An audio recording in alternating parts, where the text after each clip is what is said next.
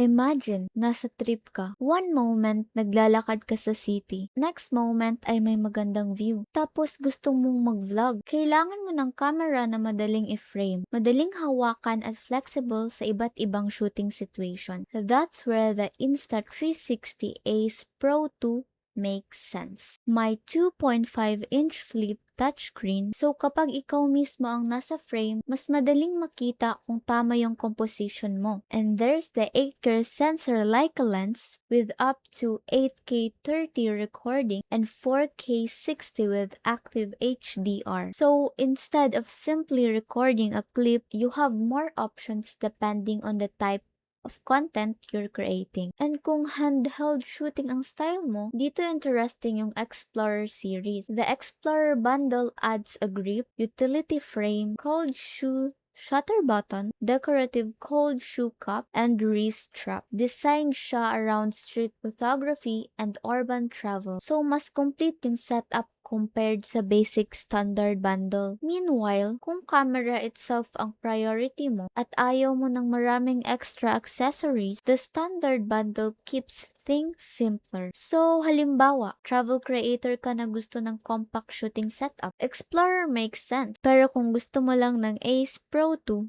without needing the additional Explorer accessories, standard may be more straightforward choice. That's really the point. Hindi lang kung alin ang mas maraming kasama, ang mas importanteng tanong is alin ang gagamitin mo talaga. Kung curious ka sa current bundles ng Insta360 Ace Pro 2, check the product link and compare the options before choosing.